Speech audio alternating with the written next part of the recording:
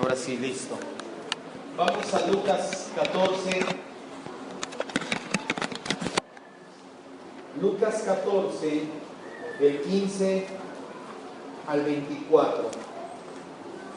Seguimos estudiando las parábolas de Jesús. Esta es la número 29. Les decía la semana pasada, de hecho llevamos más. Hay unas llamadas parábolas dobles, las cuales se complementan. Vinos nuevos, odres nuevos, vestido nuevo. Es una, la del rey que va a la guerra y el edificador de la torre es otra. Son varias, en total ya hemos visto más de 30 parábolas. Una parábola es una comparación con el fin de exaltar uno o más puntos. Dice Lucas 14 del 15 al 24, ponga mucha atención. Oyendo uno de los que estaban sentados con Jesús a la mesa, le dijo: bienaventurado el que coma pan en el reino de Dios. Entonces Jesús le dijo: un hombre hizo una gran cena y convidó a muchos. Y a la hora de la cena envió a su siervo a decir a los convidados: vengan, que ya todo está preparado. Y a todos a una comenzaron a excusarse. El primero dijo: he comprado una hacienda y necesito ir a verla y te ruego que me excuses. Otro dijo: he comprado 5 yuntas de bueyes y voy a probarlos, te ruego que me disculpes. Otro dijo: acabo de casarme y por tanto no puedo ir. Vuelto el siervo hizo saber estas cosas a su señor. Entonces, enojado el padre de familia, dijo a su siervo: ve pronto por las plazas y las calles de la ciudad y trae acá a los pobres, los mancos, los cojos y los ciegos. Y dijo el siervo: Señor, se ha hecho como mandaste y aún hay lugar. Dijo el Señor al siervo: ve por los caminos y por los vallados y fuérzalos a entrar para que se llene mi casa.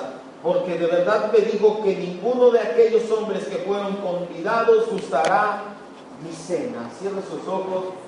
Demos gracias al Rey de Reyes y Señor de Señores, Jesucristo. Tú eres la palabra de Dios viva y eficaz, que parte nuestras coyunturas, nuestra alma, nuestro espíritu. Señor, lo diciendo en tu palabra. Hoy te rogamos que esa palabra nos edifique una vez más, Señor. Como aprendimos en el sembrador, que caiga en buena tierra. No queremos que caiga al lado del camino, entre espinos o en pedregales, Señor, sino en una buena tierra que dé fruto al 30, al 60 y al 100 por uno. Todo para tu gloria, honra y alabanza, Señor, en el nombre de Jesucristo.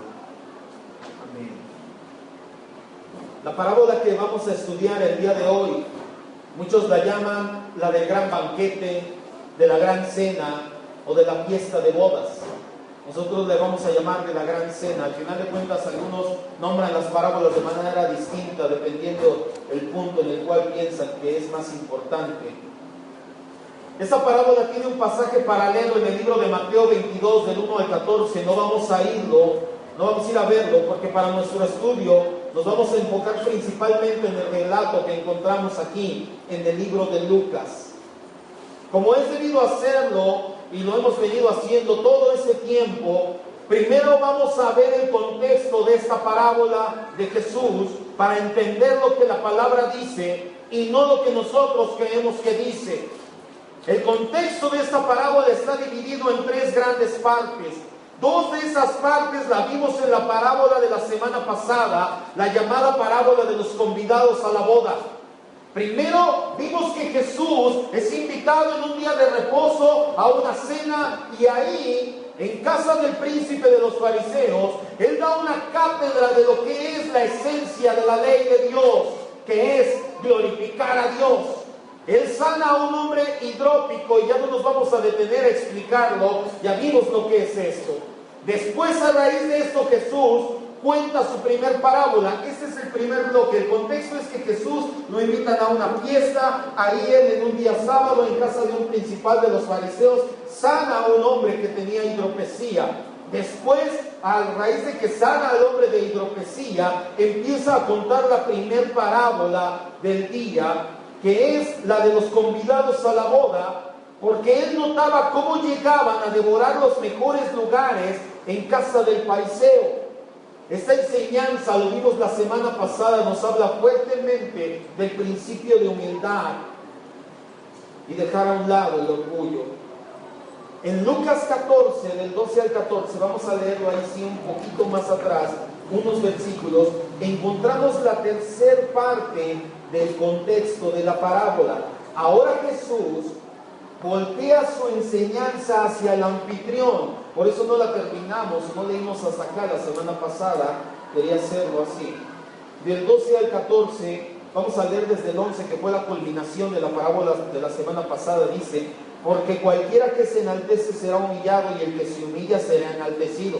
Esto se lo dice a los fariseos que estaban buscando los mejores lugares en la mesa. ¿Se acuerdan que le dije que las mesas las acomodaban en forma de U para que pudieran estar en la mesa principal, los más importantes de la región?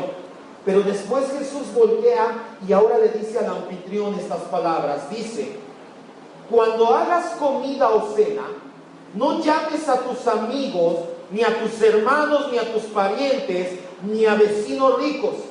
No sea que ellos a su vez te vuelvan a convidar o a invitar, y así vas a ser recompensado. Mas cuando hagas banquete, llama a los pobres, los mancos, los cojos y los ciegos, y serás bienaventurado, porque ellos no te pueden recompensar, pero te será recompensado en la resurrección de los justos. Jesús tenía mucho conflicto con los religiosos de la época, en especial con los fariseos. Los religiosos, más que amar a Dios, son amantes de la ley, de las reglas, del buen comportamiento. Y muchos dirán: ¿cuál es la diferencia? ¿Que no Dios quiere que cumplamos su ley, sus reglas, su buen comportamiento tengamos?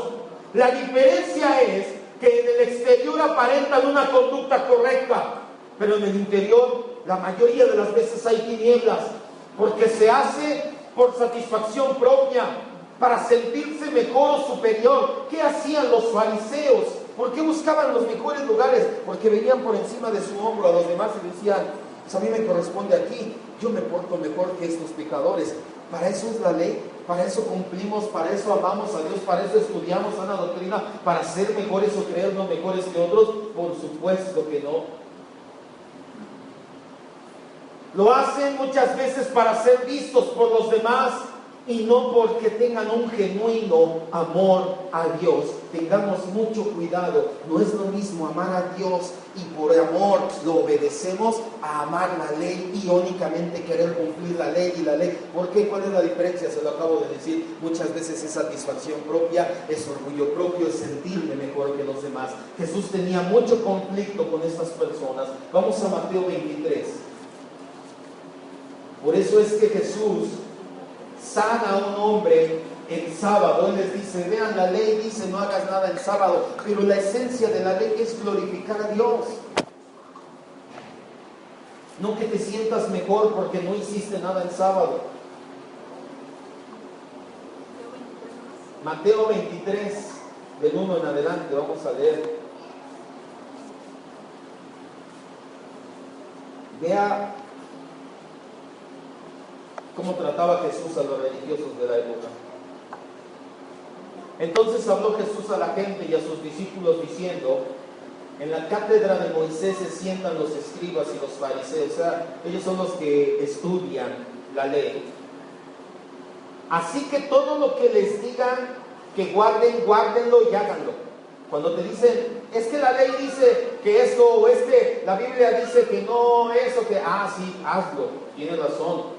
Dice: mas no hagas conforme a sus obras, porque dicen y no hacen, porque atan cargas pesadas y difíciles de llevar y las ponen sobre los hombros de los hombres, pero ellos ni con un dedo quieren moverlas. Antes hacen todas sus obras para hacer ¿qué? Vistos por los hombres. ¿Qué hacían los fariseos? Es que hoy no puedo comer. Hijo, me hubieras invitado otro día, hermano, a comer. Es que hoy estoy ayunando. Llevo 7 días ayunando para que Dios me... Fariseo. Le estás ayunando de: no puedo, gracias. Y si no, Señor, te entrego mi ayuno, que de hecho el ayuno ni siquiera es una ley, ni un ejercicio espiritual, ni nada. Ya después lo vamos a ver. Pero Señor, sí, aquí está mi ayuno, vamos, quiero convivir con mi hermano. Versículo 5 dice: pues ensanchan sus filacterias y extienden sus flecos de sus mantos, y aman los primeros asientos en las cenas y las primeras sillas en las sinagogas. Es lo que estamos viendo. Ellos, por religiosos, quieren el lugar de honor. ¿Por qué? Porque dicen, oigan, yo soy mejor que ustedes, yo cumplo la ley, a mí me toca el lugar de honor. Aman que los saluden en las plazas y que los hombres le llamen rabí. Escucha bien. Bueno, versículo 8, ya después. Pero ustedes no quieren... ¿Sabes cuál es el problema realmente con muchos? ¿Sabes cuál es el problema con muchos apóstoles? Su título. Que si tú le quitas el título, se enojan. Por eso aman que le llamen apóstol. Ok, haces misión apostólica, vas, tienes obras, todo, pero no eres apóstol. Pero ese es el problema con muchos de los llamados, que les quitas el título y se enojan. A mí me puedes decir, ¿te acuerdas de ello? No me digas de groserías, toro, ni nada parecido. Pero muchos me dicen hermano, otros me dicen olaf, algunos me dicen pastor. No hay ningún problema, o sea, no amo que me digan pastor. Hay muchos movimientos donde sí te dicen, lo acabamos de ungir pastor. Ya no le puedes decir hermano, tienes que decirle pastor. Yo no amo que me digan pastor, yo amo a Cristo, nada más. Versículo 8. Pero ustedes no quieran que los llamen maestro, porque uno es su maestro, el Cristo, y todos ustedes son hermanos. No llamen padre suyo a nadie en la tierra, porque uno es su Padre, el que está en los cielos. Ni llames maestro, ni sean llamados maestros, porque uno es su maestro, el Cristo. El que es mayor de ustedes, sea su siervo. Nuevamente vemos el principio de humildad, porque el que se enaltece será humillado, y el que se humilla será enaltecido. Mas hay de ustedes, y aquí empieza lo bueno contra los fariseos o los religiosos, mas hay de ustedes religiosos hipócritas, porque devoran las casas de las viudas y como pretextos hacen largas oraciones, por esto recibirán mayor condenación. Hay de ustedes religiosos hipócritas, porque recorren mar y tierra para ser un prosélito, o un discípulo, un seguidor más bien.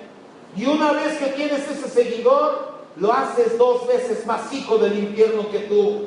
Hay de ti, ciegos, guías ciegos, que dicen, si alguno jura por el templo no es nada, pero si alguno jura por el oro del templo es deudor. Insensatos y ciegos, porque ¿cuál es mayor, el oro o el templo que santifica el oro? También dicen, si alguno jura por el altar no es nada, pero si alguno jura por la ofrenda que está sobre él es deudor. Versículo 19, necios y ciegos, porque ¿cuál es mayor, la ofrenda o el altar que santifica la ofrenda? Pues el que jura por el altar, jura por él y por todo lo que está sobre él. Y el que jura por el templo, jura por él y por el que lo habita, este es Dios. Y el que jura por el cielo, jura por el trono de Dios y por aquel que está sentado en él.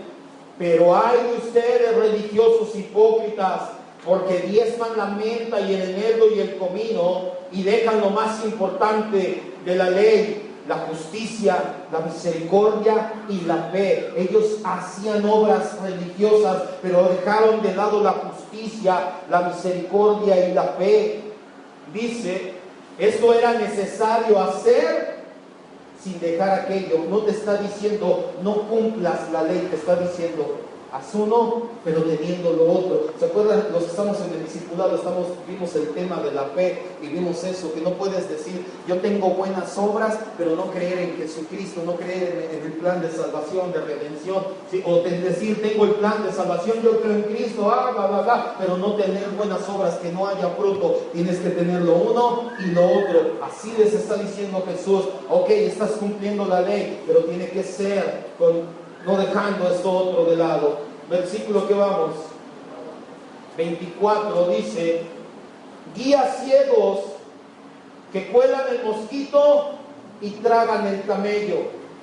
Hay de ustedes, escribas y fariseos hipócritas, porque limpian lo de afuera del vaso y del plato, pero por dentro están llenos de robo y de injusticia. Fariseo ciego, limpia primero lo de adentro del plato y del vaso, para que también lo de afuera sea limpio. Hay de ustedes, escribas y fariseos hipócritas, porque son semejantes a sepulcros blanqueados, que por fuera a la verdad se muestran hermosos, mas por dentro están llenos de huesos muertos y de toda inmundicia. Yo no sé si ha visto documentales acerca de los narcotraficantes en Sinaloa, que de verdad gastan cientos de miles de dólares en hacer sus tumbas. No sé si ha visto unas tumbas allá en Sinaloa que tú la ves y es de verdad, es una cripta y tiene incrustaciones de piedras preciosas y es algo tremendo. Se ve hasta bonita, podría ser hasta una casa. ¿Qué pasa si abres esa cripta y sacas al muerto que está ahí enterrado? Guácala, ya está podrido, ya está. ¿Qué chiste tiene que por fuera se vea bonito, se vea bien, te vea ostentoso, si por dentro solamente hay pudredumbre e inmundicia? Versículo, y es lo que les decía Jesús: oigan, ustedes por fuera se ven bonitos, pero por dentro nada. Versículo 28: así también ustedes por fuera, la verdad, se muestran justos a los hombres, pero por dentro están llenos de hipocresía e iniquidad. Ay de ustedes, escribas y fariseos hipócritas, porque edifican los sepulcros de los profetas y adornan los monumentos de los justos. Y dice: si hubiera vivido en los días de nuestros padres, no hubiéramos sido cómplices de la sangre de los profetas. Así que das testimonio contra ustedes mismos de que son hijos de aquellos que mataron a los profetas. Ustedes también llenan la medida de sus padres. Versículo 33 terminamos, dice: serpientes, generación de víboras, ¿cómo escaparán de la condenación del infierno? Tengo la ligera sospecha que por eso no querían a Jesús. Como que se me imagina que por eso lo traían tan en salsa a Jesús. Como que así les ha de haber molestado un poquito. Yo creo que les salía la cara, tornaban, dice la Biblia, que rechinaban sus dientes. ¿Ha estado enojado que hasta aprieta los dientes? ¿No? Entonces nunca ha estado enojado de veras, ¿eh? El día que esté enojado así, uno aprieta los dientes, así hacían los fariseos. Jesús les da una lección a estos fariseos cuando resalta la idea de la humildad. Cuando Él dice: mira, no invites a los que te pueden pagar, sé humilde, invita a la gente que no te lo puede pagar. Y tú cuando llegues a las fiestas, de hecho lo digo al revés, cuando llegues a las fiestas, no llegues buscando los mejores lugares, quédate en el último lugar, sé humilde. Hacer las cosas considerando a los que no se pueden pagar de ningún modo. A una invitación a cenar, les dice Jesús, como ya lo vimos, era costumbre invitar a la crema innata de la sociedad judía religiosa. Por eso cuando Jesús comía o convivía con los pecadores, era tan fuertemente criticado. A partir de aquí es que se desarrolla la segunda parábola de ese día. Una vez más Jesús, usando el ejemplo de la cena, pues estaba en una cena, así que mejor no se podía, la ocasión era perfecta. Jesús les dice, con todo ese contexto detrás, que había un hombre, aunque Mateo dice que es un rey, o Lucas más adelante vemos que dice un padre de familia, hace alusión a Dios. Cuando veamos aquí que dice un hombre, es Dios. Dice que había un hombre que hace una gran cena, que manda a sus sirvientes a llamar a sus invitados, y lo único que reciben sus sirvientes son excusas y pretextos para no asistir. Vemos tres excusas en esta enseñanza. Uno compró una hacienda, otro compró 5 yuntas de bueyes y otro más dijo que se había casado recientemente. Además de esto, hay que entender algo, amado hermano. Era costumbre en la época invitar 2 veces a los convidados. Tú les mandabas la invitación, iban y les decían, dice mi amo que va a tener, o ibas tú mismo, les invitaban una vez. Y cuando ya iba a ser la cena, se volvía a invitar. De hecho, los fariseos, si no los invitaban las 2 veces, no iban. Aquí nosotros, aunque no nos inviten, llegamos a las fiestas, ¿verdad? Hay algunos más orgullosos que le dicen, ¿no vas a ir al cumpleaños? No me invitan. Ahí era doble vez. Tenías que ir, oye, mi amo va a casarse su hijo, puedes, sí, dile a tu amo que sí voy a ir, era la costumbre, la primera vez. Y después, cuando ya era la fiesta, dice mi amo que ya va a empezar la fiesta, que ya vamos para allá. y ellos tenían que asistir. Era la costumbre de la época. Se les daba doble invitación y los fariseos que no les daban doble invitación nada más no asistían. Estos invitados que declinaron en la parábola al hombre ya habían confirmado su asistencia en la primera invitación. La segunda invitación ya solamente era un gesto de modales. Ahora todos estaban retirando, sus promesas anteriores. En vista de la enorme cantidad de trabajo que había costado la preparación para tener esa fiesta, en lugar de cancelarla, el Padre les dice, vayan por alguien más. Con esto quedó demostrado que ellos no habían sido sinceros, habían dicho sí y después dijeron no. Vaya a Mateo 5:37.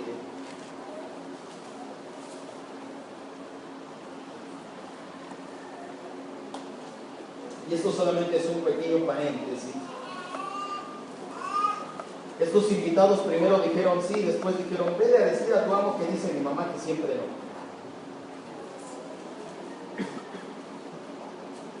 En Mateo 5:37, mucho antes, Jesús nos da una lección para todos hoy en día. Escucha, amado hermano, yo mismo pasé por un problema con esta situación. Yo mucho tiempo no sabía decir no. Vaya, no, ay pastor, es una N y una O, ¿qué le cuesta? No, o sea, me decían, vamos aquí, préstame esto, lo otro. Sí, no sabía decir no. Me costaba mucho trabajo hasta que empecé de repente, mal hecho obviamente, decía, sí voy, ay no puedo, y muchas situaciones en mi vida. Cuando leo Mateo 5:37, esto es para los que no saben decir no, dice la Biblia, pero que tu hablar sea sí, sí, no, no, porque lo que es más de esto, de mal procede. Si tienes que decir no, no les digas, a ver. Si tienes que decir no, no les digas, yo te confirmo, aguántame, yo te mando un mensaje, nos hablamos. Si tienes que decir no, ¿cómo se dice? No. ¿Cómo? Nada más es un paréntesis, porque muchas veces esto causa conflicto y realmente lo que veíamos para un cristiano, donde estamos siempre bajo la lupa, y si tú dices sí, y por alguna situación no, inmediatamente dicen, me dijo que sí, y eso que es cristiano. Cuidado con esa situación, hermano. Las excusas que ponen estos tres hombres que dijeron sí y después dijeron no, son inválidas y superficiales. ¿Quién compra una propiedad sin antes verla? Y suponiendo que fuera el caso, ¿no tendría más oportunidades de ir a verla después? Al fin de cuentas ya era suya. Dan tres excusas. El primero dice, Señor, dile a tu Señor que acabo de comprar una hacienda, una propiedad, una casa. ¿Cuántos de aquí se comprarían una casa sin ir a verla? No. Ahora, suponiendo que es que llegó y me dijeron, aprovecha la oportunidad de estar en remate, que porque se viene el buen fin, te la dejo barata. Ok, va, la compro. No voy hoy, voy mañana. No es mía, ¿sí o no? Al igual, no era costumbre comprar bueyes para las yuntas sin probar antes que tenían capacidad de carga estos animales. El segundo invitado también estaba inventando una excusa. De hecho, estaba mintiendo. Suponiendo que fuera cierto, no podía probarlos al día siguiente. De todos modos, ya eran suyos. La excusa del tercero era tan floja como las otras. Vaya Deuteronomio 24:5. El tercero dice que no puedo porque ¿qué? Me acabo de ¿qué? De casar. Deuteronomio 24:5.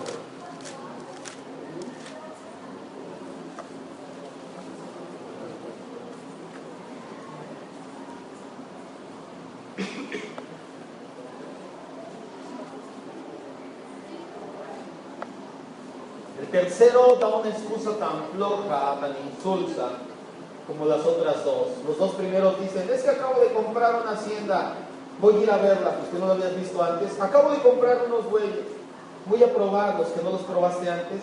El tercero dice, ay, es que me acabo de casar. Escucha lo que dice la ley de los judíos, ellos se regían bajo la ley. Para alguien que se acababa de casar, dice, cuando alguno fuere recién casado no saldrá a la guerra, ni en ninguna cosa se le ocupará. No está diciendo que no va a hacer nada, habla de cargos públicos, para que los que se vayan a casar o recién casados dicen, ya ves, dice que me mantengas para... No, dice que no ocupes cargos públicos en la iglesia, en la asamblea en este caso. ¿Vale? Dice, cuando alguno fuere recién casado no saldrá a la guerra, ni va a ocupar cargo público, libre estará en su casa por 1 año para alegrar a la mujer que tomó. Aquí vemos que durante el primer año de casado, suponiendo que fuera el caso, el hombre era libre del servicio militar y de algún cargo público, pero no le quitaba el privilegio de asistir a un banquete. De hecho, más bien estimulaba el ejercicio de ese privilegio. ¿Qué dice al final del versículo 5? Para alegrar a la mujer que tomó. ¿Tú te imaginas que le dice a su esposa, oye, ¿cómo ves? Nos invitaron a una fiesta? ¿Quiere decir? ¿Qué dicen las mujeres siempre? Si me compras zapatos y ropa. Sí, pero no tengo nada que ponerle. No es mi casa, no es mi casa.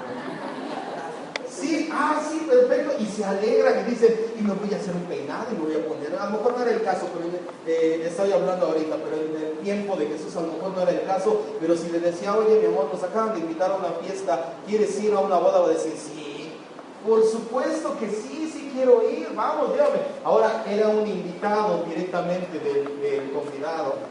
¿Tú crees que si le decía, oye, pero voy a llevar a mi esposa, que le dijera, no, ¿qué quieres, puros cuates? Por supuesto, tráela, no hay problema, lleva a tu esposa. La tercera excusa también era inválida. Como podemos ver, son excusas inválidas, son pretextos inventados y obvias mentiras para no cumplir a su palabra de asistir. Pero no nos sorprendamos, hoy en día las excusas, al igual cuando se trata de Dios, son muchas y también muy engañosas. Es que no tengo tiempo. Y las redes sociales te quitan ¿qué? Vida. Te quitan todo. Es que no te... yo quisiera llegar al discipulado, pero es que en serio no tengo tiempo. Eso sí, el sábado a las 3, 4 de la mañana, o los días del domingo, chateé en internet. Al otro día por eso no te quieres parar para llegar al discipulado.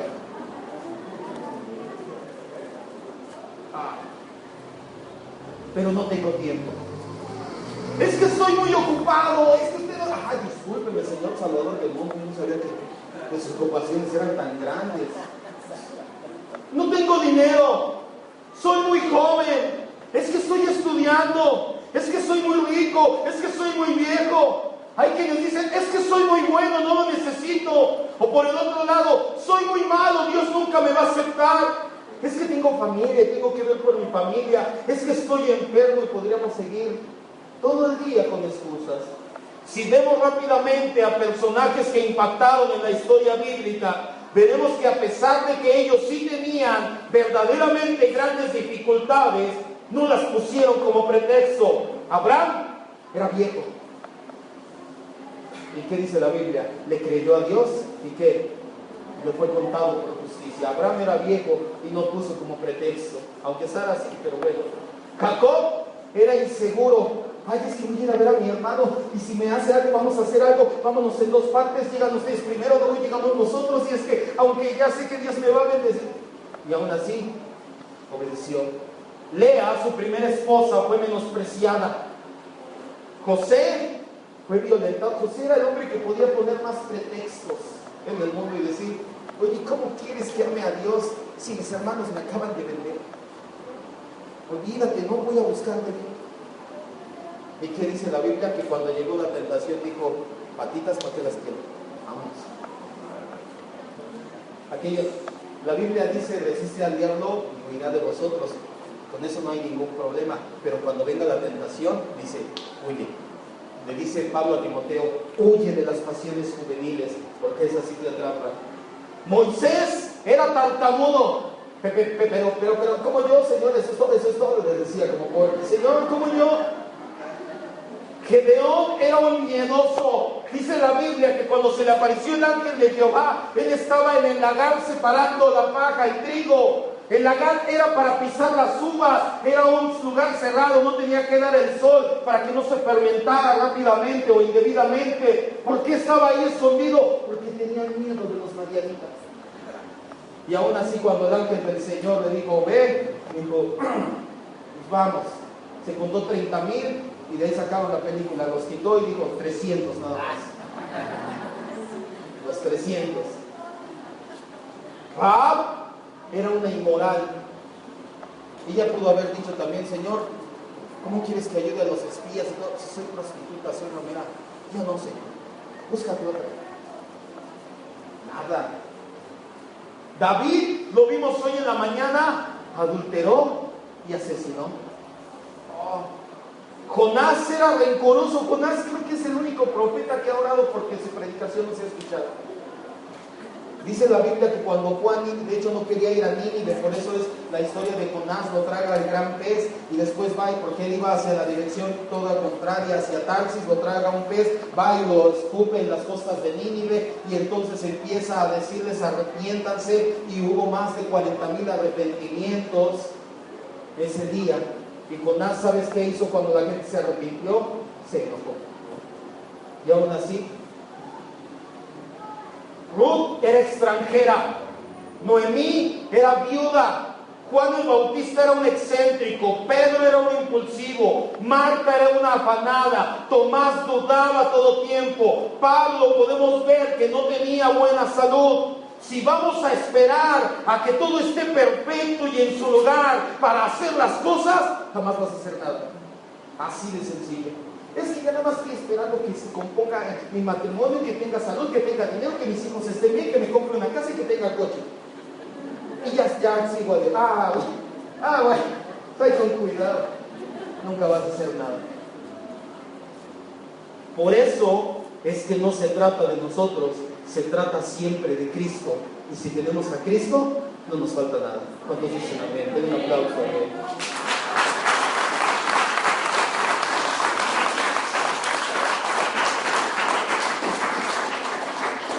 Cuando el amo escuchó de labios de su sirviente las excusas insulsas y vacías que dieron sus primeros invitados, dice que se enojó y mucho. Recientemente terminamos el día miércoles una serie llamada Atributos de Dios y vimos que un atributo que muchos no compaginan porque en sus mentes tienen un Dios hippie todo amor es el atributo llamado la ira de Dios. ¿Dios se enoja? Sí, por supuesto que sí, pero no significa que tenemos un Dios enojón o molesto todo el tiempo o listo para destruir su creación, o que su ira es en el mismo sentido que la ira que mostramos los seres humanos. Los seres humanos mostramos rabia por no tener lo que queremos o porque no se da lo que planeamos, pero a Dios no le pasa así. ¿Tú crees que si Dios planea algo no se va a hacer? No hay nadie quien le diga por qué o que detenga tu mano. Le dice Job, no hay quien detenga tu mano ni te diga qué haces.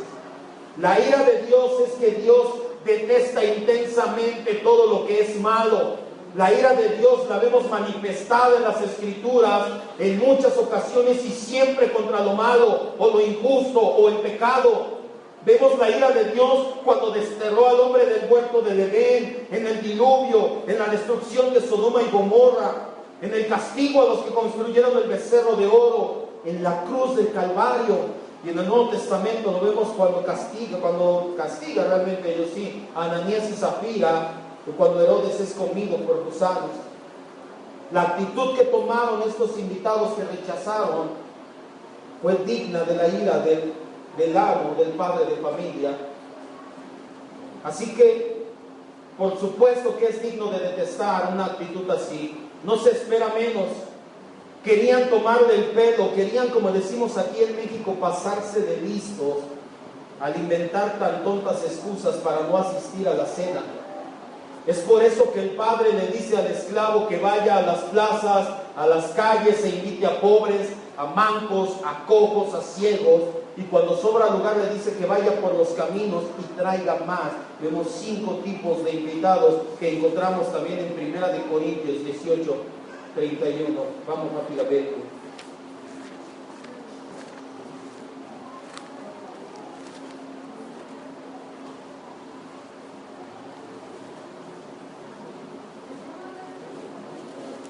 Primera de Corintios 18 al 31.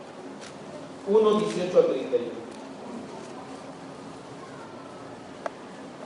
5 tipos de invitados, que son los 5 tipos que encontramos en Primera de Corintios.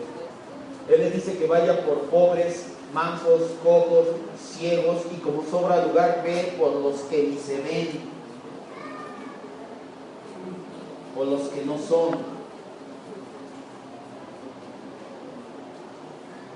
Y esta parábola empieza a tomar un giro aquí a partir de ahora. Dice versículo 18 al 31, porque la palabra de la cruz es locura a los que se pierden, pero a los que se salvan, esto es a nosotros poder de Dios. Pues está escrito, destruiré la sabiduría de los sabios y desecharé el entendimiento de los entendidos. ¿Dónde está el sabio? ¿Dónde está el escriba? ¿Dónde está el disputador de este siglo? ¿No ha enloquecido Dios la sabiduría del mundo?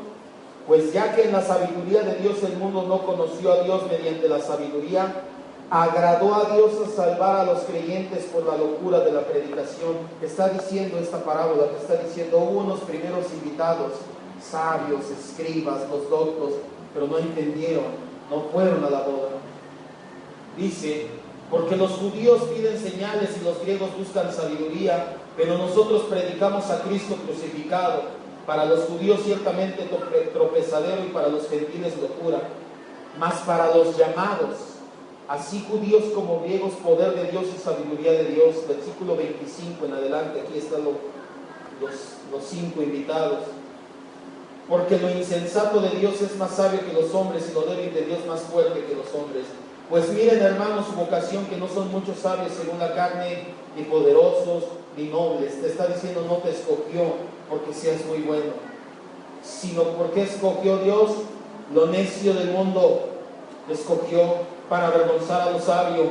Lo débil van 2, escogió para avergonzar a lo fuerte. Lo vil van 3, y lo menospreciado van 4, y lo que no es, para deshacer lo que es, a fin de que nadie se jacte en su presencia. Hasta ahí, nada más. El Padre es ese tipo de persona de gran corazón y generoso, que le gusta que la gente se sienta gozosa, especialmente los caídos y desechados. En consecuencia, manda a su siervo por los caminos que hay fuera de la ciudad. Escuche bien, los caminos y los vallados a los que manda el padre de familia, hablaba de gente dispersa, la mayoría extranjeros, gente muy pobre, que vivían en lugares al lado del camino y eran parias. Levantaban refugios en medio de los matorrales y de los arbustos que hay junto a los caminos. Y dice que había que obligar a entrar a las personas, fuérzalos a entrar. Gente marginada de la sociedad, dice que eran obligados al banquete, no físicamente, sino obligados por el gran amor de Dios, por el amor incondicional de Dios. Dice la Biblia, me sedujiste, Señor. Cuando la Biblia nos dice que Él mandó que obligaran a la gente, no se trata de que pienses de que Dios te toma por la fuerza, te dobla la mano y dices, ven, sino que cuando tú ves y conoces el amor, maravilloso amor incondicional de Dios, caes rendido ante Él. En esta parábola encontramos 2 tipos de personas: los que se creen dignos de la invitación al grado de rechazarla, y que son las personas religiosas, justas en su propia opinión, y aquellos que saben exactamente cuál es su posición, que dicen, sin Cristo soy sucio, inmundo, no merezco nada. Pecadores viles rescatados por gracia, por medio del amor incondicional del Padre, y que como saben esta situación, hasta se sorprenden de ser invitados a tan grande honor. Quiero invitarte a que cierres tus ojos un momento y entiendas, pienses, reflexiones convicciones. ¿Qué tipo de persona eres tú? ¿El que rechaza la invitación o el que sabe que no era digno de ser invitado?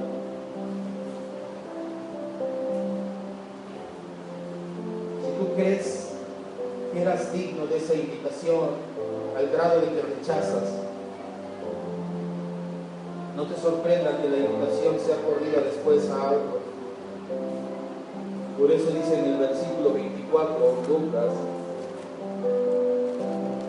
el 14-24, por eso les digo que ninguno de los hombres que fueron invitados primero gustará mi cena. La verdad es que nadie merece la invitación de Dios para entrar a la cena, o en este caso para ser salvos. Alguien que en verdad es un elegido por gracia se da cuenta de que no merecía esa elección y por eso vive en humildad y sumiso a la palabra y a la voluntad de Dios, porque sabe que Jesús es su Salvador, pero que también es su Señor, que es su dueño, que por precio ha sido comprado, que ya no se pertenece más a Él mismo, que le pertenece al Señor que lo compró en la cruz a precio de sangre.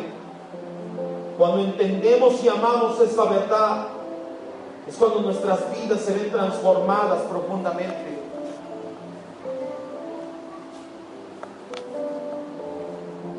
Una verdad tan simple de decir, pero tan poderosa.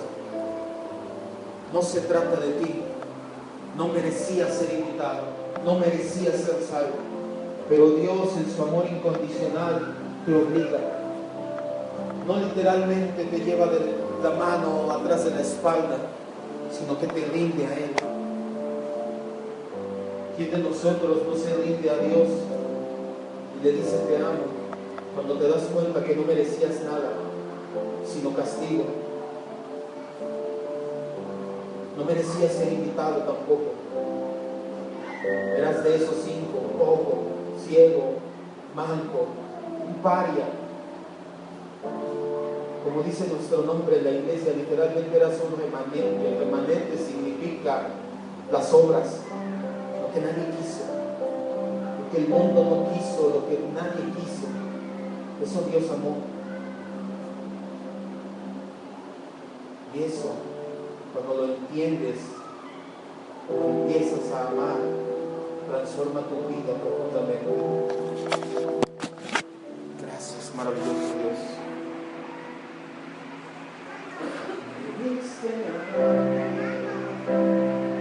Nadie me vio, me amaste a mí cuando nadie me amó,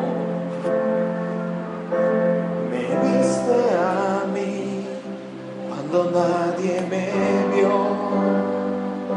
me amaste a mí cuando nadie